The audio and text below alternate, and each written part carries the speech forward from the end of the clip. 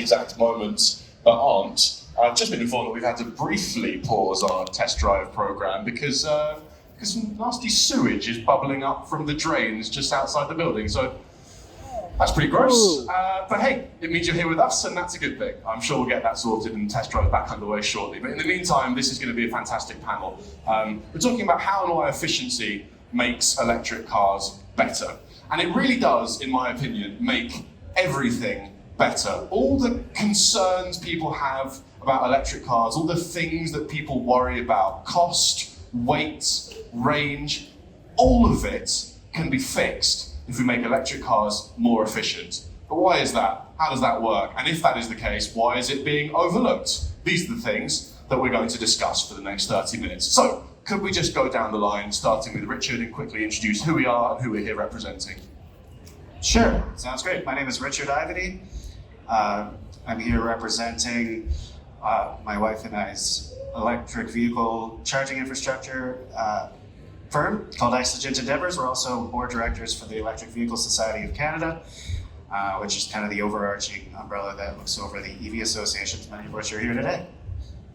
Thank you, and I'm Kenneth Bokor. I'm one of the staff here at Everything Electric this year, but I also do a YouTube channel called EV Revolution Show based out of Ontario. Welcome, thank you for having me. Hi everyone, I'm Taylor Kite, and I'm here representing Blue Force Energy Solutions, which is an EV conversion company. Hi everybody, my name is Matt Horn. I'm here representing the City of Vancouver. I'm the Climate Policy Manager for the city. Lovely spectrum of backgrounds as well. We're going to get into all different facets of this conversation, and I'm looking forward to it. But Richard, I think I'll start with you. What I said at the intro there, would you agree with that? Does making electric cars more efficient make them better? And if so, in what ways? Yeah, it's a great question. I mean, why would you want to have an inefficient vehicle? Like, what's the benefit of that? You can say, oh, look, I can drive everywhere, and it costs me way more money than it ought to, and I don't go very far. Like, who's looking to have that kind of conversation? Efficiency makes everything better. That's why this is called Everything Electric. You get the A, B's, and C's of efficiency, and eventually we'll be able to start making a big impact, and the tipping point might actually make a big difference in the next little while with efficiency. Ken, efficiency mattered when we were driving around in gas cars, but it didn't matter quite so much because you could just fill up with more once you ran out. Why is it more significant when it comes to electric vehicles? Yeah, absolutely. The internal combustion engine is about 30% efficient, where EVs are about 95%. So because of that range, right, it's rechargeable. There's not the proliferation of EV chargers that we have today as there is for gas stations. So consumers are much more aware of things like range and battery capacities and what that vehicle can deliver than we have experienced for the last 100 and so years in the internal combustion era of just there's a gas station on every corner. So trying to kind of get that comfort level, and efficiency helps consumers achieve that. Now, Taylor, we're going to talk about different kinds of efficiency during this panel. First of all, I'm going to want to talk about how we squeeze the extra mile per kilowatt hour out of our batteries via the way we design cars. But actually, something we're going to get into a little bit later on is actually what is the most efficient way of using the cars that we have and keeping as many of them on the road as possible, and going about this whole thing as sustainably as possible. And that is very much where conversion could play a big role, is it not? Yeah, for sure. At Blue Force Energy Solutions, really our goal is just to make conversion and electric vehicles more accessible for everyone. Whether it's you're wanting to reduce emissions or you're just really passionate about EV and the technology, I think we really provide at a good price point the ability to take a car that you already have, that you love. Everyone, I think, has some sort of attachment to the car that they already have. And so I think there's an ability to take that car and make it more efficient, reduce emissions, better for the environment, and also creates less waste, right? Because whether the car is then being recycled or whatever is happening to it, it's still going to create less emissions if you're using the vehicle that you already have, whether that's for personal use or commercial use. 100%. We'll get into that a little bit more shortly. Matt, I don't want to make this panel all about right sizing. I don't want to sit here and tell people off for enjoying driving giant trucks, which I know that a lot of people do enjoy doing in Canada. But it has to be said, one of the reasons we're struggling to get more efficiency out of our electric vehicles is that some of them are just kind of bigger than they need to be. Would you agree with that? And what would the world look like if we were all driving around in smaller, lighter cars? Yeah, it's a tricky space because there's lots of reasons why people choose different types of vehicles, and we want to respect that flexibility. If people can get by with a smaller vehicle or no vehicle at all in some cases, it creates more room on our roads, less strain on our electricity grid. There's a whole bunch of benefits to that come with it. So the more we can encourage and make viable smaller choices, it makes the overall system work better. Very well said. Again, we'll come back to that in a moment in kind of how we can encourage people to maybe use vehicles that are more fit for purpose. But let's talk, Ken, about car design and engineering and how you build an efficient electric car. Somewhere in this hall, there will be two EVs with the same size battery, and one of them will be capable of going some 100 kilometers further than the other. Why is that? Yeah, it's a great question. I mean, things like aerodynamics, weight, the amount of power output, the size of the battery, they all contribute to the efficiency of that vehicle that you'll get from the electricity stored in those batteries. Yes. How they map the power, all those things are extremely important, much more important than an internal combustion vehicle. And again, most of the manufacturers are making vehicles now that consumers could drive that have very low drag coefficients. And part of that reasoning is because of getting every ounce of energy out of that battery that you can. And then also developing batteries that are denser, that will be able to hold more charge in that same footprint, because you only have so much room to put cells within a car frame. Yeah, 100%. I mean, quite simply, the more miles or kilometers that a car can squeeze out of its battery, the further it can go. The more efficient it is, the less battery it needs. If it can make do with less battery, it can be cheaper. It's kinder to the planet. It will be lighter, which probably means it's more fun to drive. This is what I mean when I say it kind of makes everything better.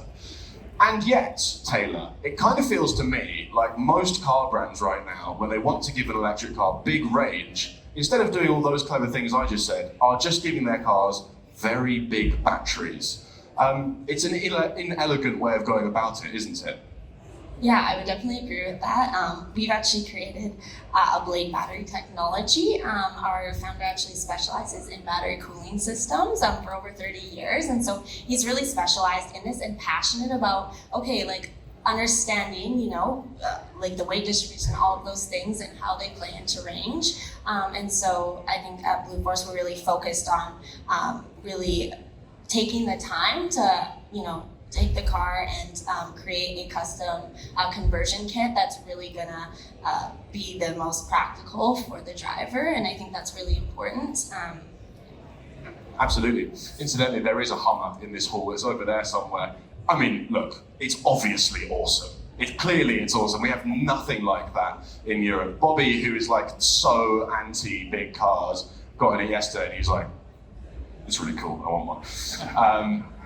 But it has 200 kilowatt hours of battery material in. Yes, it's an electric car, but it's about as eco-friendly as clubbing a seal with another seal. It's not the way out of climate change. And that needs addressing. That's why we're better off with smaller cars. They can make do with less batteries. I've driven micro cars that use 10% of the battery that are in that thing and are absolutely wonderful to get around town in, but I digress. Now, it's certainly true that many car brands are being slightly lazy in the way they engineer their cars. They're giving them huge batteries in order to achieve big range instead of doing it the clever way, but not all of them. And I'd like to shout a few out. Ken, Tesla continue to be basically the best in the world at getting big mileage out of batteries, except for maybe Aptera. Do you want to talk about those guys? Yeah, I mean, Tesla, that's all they do is build electric vehicles. So they really set the bar and are the gold standard that a lot of others look at. They've just been able to make it an art form on battery management, on efficiencies, aerodynamics, and pulling all that together to provide very efficient and one of the most efficient vehicle lineups that are out there. But you mentioned Aptera, here we have a very low coefficient, teardrop type of design vehicle that will claim, I think, up to 1,000 kilometers range in some of their models. So, and still hold a couple of people and some stuff. So you've got, both ends of the spectrum that you can do from an engineering from a design and again, and all the specs that go into the batteries and everything is part of that. So there's a lot that you can do. I think the average consumer, what you see on the floor today, you know, Blazers, SUVs, pickups, they still have some aerodynamic treatments and the, you know, flat bottom floors. All these little tricks will help extend ranges. Yeah, someone once said to me that Aptera is what would happen if you had a car brand with no designers, just engineers, which I think is a little bit harsh. It's actually really pretty, but I do see where they're coming from. It's a remarkable vehicle and a study in hyper efficiency. That's what that car is. It's all the principles that we're discussing on steroids, and it's a really wonderful thing. What was I going to talk about next? Oh yes, driving efficiently. So this is an interesting one. I'd like to get your opinions on. In the gas days, you didn't really think that much about driving in a frugal fashion, right? You didn't go out of your way to eke out every last mile per gallon because you just don't really think about it, right? You just fill up again. Should we as drivers take some responsibility and be a bit more conscious of efficiency when we're driving our electric cars? Or actually, should we not have to worry about that? Richard, what do you think? When you drive your EV, are you being frugal? Are you hypermiling, or do you just, volume up, heating on, whatever? Yeah, it's been a very interesting journey on that one. We had a Mitsubishi Outlander 2010 gas vehicle. It's about 450 kilometers a tank.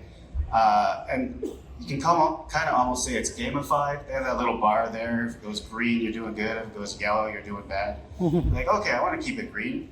So you do, but as you were saying, there's so many gas stations, like 450 kilometers, you're fine with gas everywhere. We're now driving the Rivian R1T. It's got a rooftop tent on the back, and we've driven it pretty much on every paved road you can across Canada. Some spots you do have to hypermile. Like we've gotten about 525 kilometers out of that thing if we absolutely have to, going 90, drafting behind a truck. And that the range anxiety I knew I was going to have kind of evaporated the first month after we got off of northern BC. Everywhere is pretty well covered. I mean, there's gaps obviously, but as far as where all the population of Canada is, you can pretty well get everywhere and charge at this point. We got a little bit lazy, I guess you could say, in Newfoundland. We're like, we'll be fine. Completely fine. There's no issue whatsoever. And then it just happened to be that 2 fast chargers were down at that exact moment we were driving out there. And now all of a sudden we're sitting there on a level 2 getting 25 kilometers of range an hour when we need 75 kilometers to get to the next one, which was also broken. So that charger that was supposed to be an hour and a half to get our day was 8. So it's good that we have the ability with the efficiency of the truck and the Wi-Fi and kind of just stopped and worked where we were at rather than worked in the hotel room we were planning to go.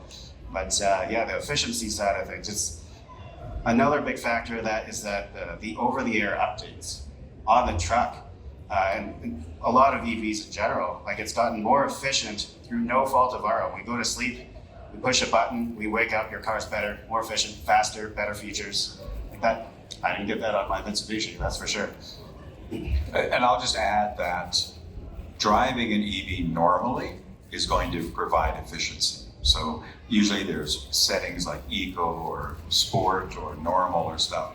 Just put it on eco and drive normally, and you will find that you will get really great efficiencies. The EPA ratings are typically a little conservative in Canada, so it's not hard to overachieve on those EPA ranges, especially in the nice weather, just by going about your normal driving. Going with traffic flow. The problem, Jack, is that we like to experience that instant torque and horsepower, sometimes too much. And if you do a lot of that, then you're going to start draining the energy faster. But I review a lot of cars, and I almost always well overachieve the EPA just by driving them normally with the traffic. I have to say, counterintuitively, despite being a massive nerd for efficiency, I don't think about it at all when I'm driving my car. I want them to do the hard work for me, give me an electric car that goes a long way on not very much battery, but I don't want to sit there cold because I'm afraid to turn the heating on. That's no way to live, is it? Saying that, some cars do make driving efficient fun, as you've just described there, Richard. The Ioniq 6, which is parked over there, fabulous electric car, one of the best on sale in my opinion. And again, it has a little dial in front of you. It's showing you your live efficiency in that moment, I remember driving it down a big sweeping hill in Korea, and I was adjusting the regen strength with my paddles, trying to just control my speed like that. Having the best time squeezing efficiency out of the battery. So lame. And again, you don't have to do that, but yeah, if that's your cup of tea, that's one way to drive an electric car too. I have a question here. Hello. I hope you don't mind me sharing a little experience. I live in Whitehorse, Yukon, so quite a ways from here. And it's a fairly mountainous region, and I do road trips. I did a couple of road trips into Alaska this year. And the region is such a big deal, because when I had a gas truck before, if I'm going down a long 7% grade, I get to the bottom of that, no, I've got the chauffeur his hot brakes. You know, a favorite day trip for Whitehorse is to drive down to Skagway, Alaska, and you drop about 1,000 meters in the space of about 20 kilometers when you get to town. And I do that, and I have like an extra 20 kilometers range when I get to the bottom of that. It is so much fun. And I did want to say some of those gaps in the charging in northern BC have been getting filled in. I was actually able to drive my EV all the way down here for the show this weekend. So, you know, being able to do that, having that unlocked, it was like a 900 kilometer gap between the end of the chargers in the Yukon and the beginning of the chargers available here. So to have those gaps filled in is really, really meaningful for us who drive only electric. Yeah, that's really wonderful to hear. Thank you for making the trip, by the way. Regen braking's good, isn't it? It's a good thing. ICE cars use such a small fraction of the energy that they make. I think it's something like a quarter of the energy created by burning that petrol goes into moving your car. The rest of it is heat and friction. It's hopelessly inefficient. That's another thing that's great about electric cars, is they use almost all of the electricity that you put into them. There's a mine somewhere in Austria, I think, and they've got these gigantic diggers, and they've converted them to electric. And these diggers do one thing all day long. They drive up a very steep hill, they get filled up with rocks, and then they drive down a very steep hill full of rocks. And they generate so much energy from their regen brakes that at the end of the day, they have 100% battery. They're fully charged. They never plug in, never. The energy that went into them the first time they charge will run them basically forever. That's quite cool, isn't it? Talk about efficiency. Potential energy. Talk about efficiency. We have a question here. All right. How does designers go about solving the psychological expectations that we see here with huge rims and fake grills that obviously have an impact on efficiency, but are psychologically associated with premium vehicles? How do we kind of break that psychological barrier and get the more efficient design, smaller wheels, not pretending you have a grill that has to take all that air in? That's such a great question. We have some unlearning to do, don't we? By the way, I spec'd the big wheels on my Polestar 2. Why did I do that? I'm an idiot, because I care about looking cool more than the extra 20 kilometers of range. That's my cross to bear. How do designers pull us away from these features that don't really make sense anymore in an electric world? Is the answer, Ken, simply to show us a better way? Yeah, definitely they can, but you have to remember, you know, we've had this industry for 100 years, and consumers are used to what's there, and the amount of choice that consumers would like needs to be prevalent in what the auto manufacturers make and sell and offer as products. So choices like, you know, being able to pretty up the vehicle in your own way and doing these things that may not lead to efficiency, but add to the buyer comfort and what they want to get out of that purchase. So that's why you're seeing a lot of the OEMs continue with the more traditional design elements, but you know, even though they're a bit more aero because they're EV, so they lose the fence. But a lot of people want to just drive a car that doesn't really maybe stand out like an electric vehicle. Huge hoods that are empty. Yeah, they just want to just drive a car. Sometimes it's hard to pick them out. I mean, Matt, I don't know, what are you seeing from what you guys are deploying at the city in that aspect? Yeah, I think like from a customer perspective, and sort of talking to residents of the city, for them, they're interested in EVs. Like they sort of see this as a transition that is happening. there's not sort of like they want a big EV sticker on their vehicle, so it's just they want a car that works. Will be opening again within the next 5 minutes. Good, they've cleaned If up you the are a feed. visitor Oh, with a God. car Good parked on the news. waterfront road, please make your way back to your vehicle so you can bring it back into the hall. Thanks so much for your patience. Good news. We sent Robert out with a mop. It's all fixed now. Tasty. I'm going to get to these questions. We've got a few more. But Taylor, I want to come to you for a moment because you're here with quite a specific background, and I want to make sure that we talk about your thing because it's something that I'm really passionate about as well. So I'm giving you a soapbox moment here.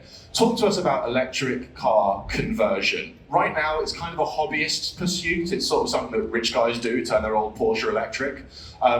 Do you see it potentially playing a bigger role than that in our future?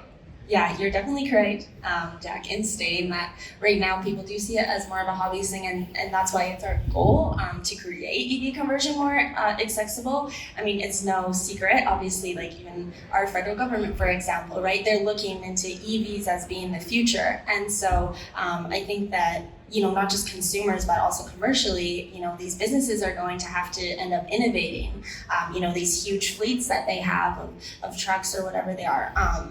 And so we are looking to provide a solution at a low cost where people also, the hobbyists can still convert their vehicles, but also people who have a lower price point who, maybe just have a really reliable car that they've been driving for 5 or 10 years. And, they are looking just to kind of give it that upgrade and also reduce emissions. I think that's such a great way to do it. And, we were even talking about the design of the vehicle and, how much people care about those aspects still at the end of the day because of the market that we're in. I think that with conversions, you can, if you already love the look of your car, you can then have an EV that you just love and that you have still that connection to. So yeah, I definitely see it being the future for sure. It's a wonderful thought, and it is, without a question, the most sustainable way of going about this, right? There's a couple billion cars on the road. We should try and keep as many of them on the road as possible. The challenge is the cost, isn't it? It's an expensive process at this moment in time because it's pioneering technology.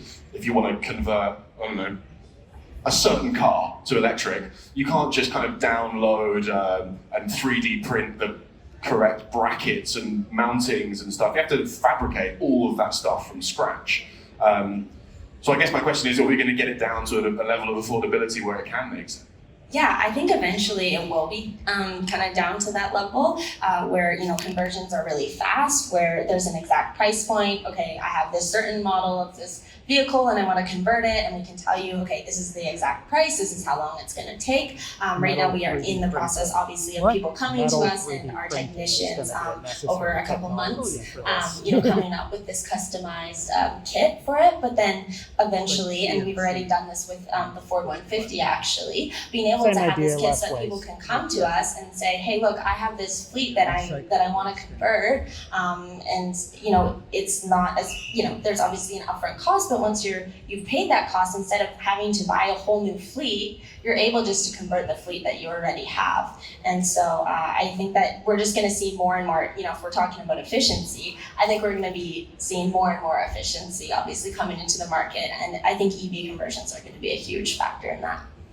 Incidentally, my dream is to get the most obnoxious car imaginable and then EV convert it. I want a 12-meter long 70s Cadillac. And it's electric, and I can't park it anywhere in London because it doesn't fit, but it's clean and green. That's my dream. That was wonderfully put. Thank you for that. Let's see if we can get through these questions. Hello, sir. Well, there's also a value, I think, in having an EV that can do multiple things. So for our household, we used to have an old pickup truck, and we used to have a gas-powered SUV, a small SUV. The pickup truck was really just used to run back and forth to places like Home Depot and the dump, and the SUV was not big enough to actually tow a trailer. But with a lot of EVs, you can get a trailer and use your smallish EV to tow 1,000 pounds of garbage off to the dump and come back. So that's a useful thing, to be able to have a vehicle that will provide you with the ability to fill multiple roles, so you don't have to own two of them. even better, share it with neighbors. Yeah, we've touched on something really important here. If we're talking about being efficient, actually, using your EV for as many different things as possible can come into that, can't it, Matt? So vehicle to load, vehicle to home, these are really exciting technologies that give us new ways to make use of our cars. Is that going to be a big part of our future? I think so, and like a good Vancouver example would be the car sharing fleets. Like we've got two of the bigger car sharing fleets in North America with Moto and Evo, and they're actively trying to electrify their vehicles. So instead of a personal vehicle maybe getting 15 or 20,000 kilometers a year, you can get that same vehicle and all the materials and energy that goes into making it, getting 75 or 100,000 kilometers a year. So much better overall efficiency.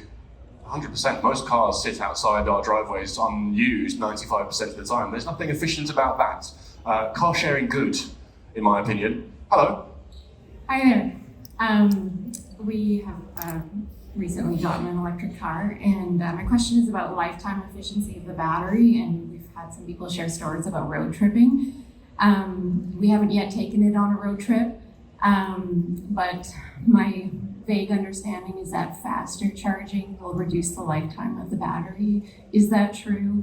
I just want, I don't want to, have to have a road trip where we have to now stay somewhere we don't want to stay because we have to charge it overnight. So just want to reduce some of the potential future arguments between me and my partner about whether it's worth doing a fastest charge on that car. Of course, yeah. Congrats on your new electric car. You've come to the right place and you're asking the right people. Who would like to shed some light on this? Richard? Sure. Yeah, it's a really good question, because with a cell phone, for example, you're taught don't charge it all the way up to 100 and leave it plugged in for the whole night. It's bad for the battery. From my understanding, as not an engineer, but experience in the field and talking to a bunch of people, the technology on the battery management systems have come a long way since we first started talking about don't always pack the battery full with your charge every time.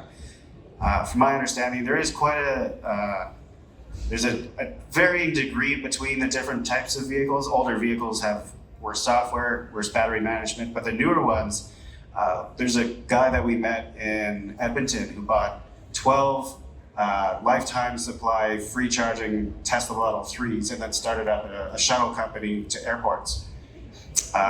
Pretty much zero maintenance, free charging for a lifetime on your vehicle. And when we met him in last May, like a year and a bit ago, he was at 450,000 kilometers in the one that he brought to the EV show that we did. And then I saw a post 6 months ago or something like that he'd reached 550,000 kilometers in his vehicle. And it's not that the battery dies, it's that the battery just has a little bit less range. I think he said it was somewhere in the vicinity of 20% less. So instead of a 500 kilometer range vehicle, it was 400.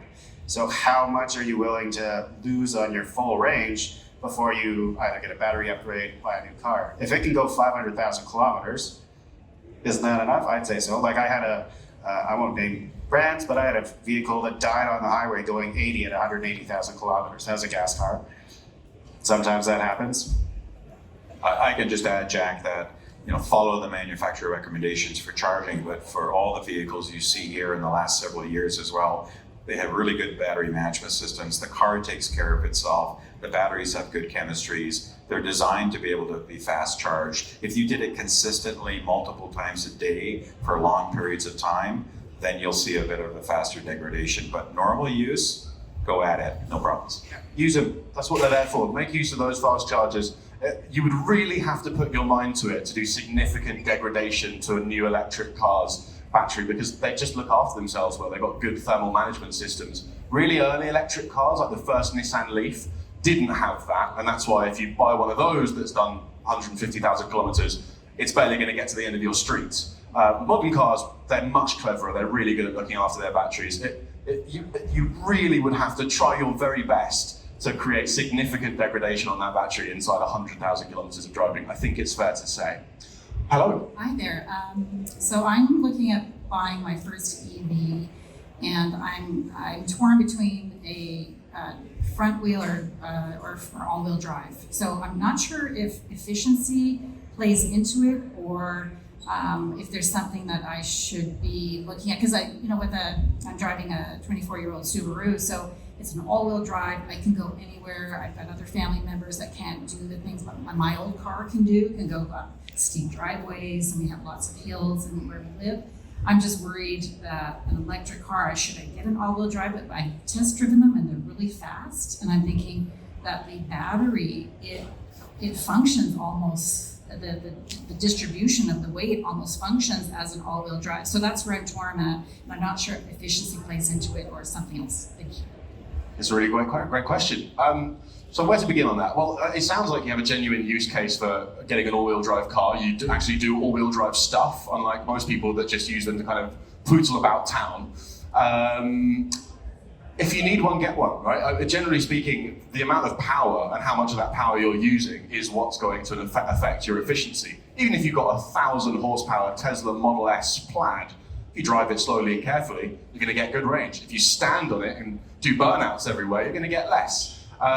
There is a bit of a thing with giving new EVs more power than they need and hindering their range. I think when electric cars were new, we all got really excited about how fast they could be, and all the manufacturers gave their cars like 100 horsepower more than was necessary. And I personally think that trend is starting to subside now. It makes them more expensive to insure, it makes their range worse. It's just like, once you've done that party trick once, you're kind of over it, aren't you?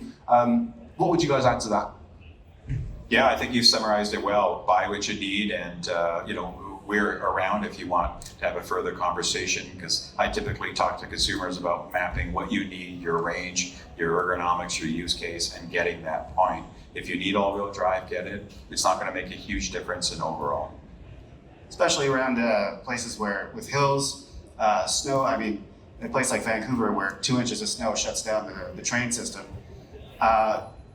winter tires are a big factor on that one. If you go to Edmonton, where I'm from, and there's 10 feet of snow and it's minus 50, you're not going to get stuck with a Hummer, but maybe you will with a Nissan Leaf. So you want to just tailor make your purchase decision based on what you drive. If you're going to do those things, buy the vehicle that can do it. But as far as EVs go, you're in pretty good hands. No matter what you buy, there's always trims that you can upgrade as well. Different tires make a big difference. I'm afraid we're out of time, guys. I'm really, really sorry. You can come and ask your questions to the panelist stage side afterwards. This has been wonderful. I hope it was helpful. I hope you enjoyed it. I certainly did. Can we have a big round of applause for our wonderful panelists? Thank you so much, guys.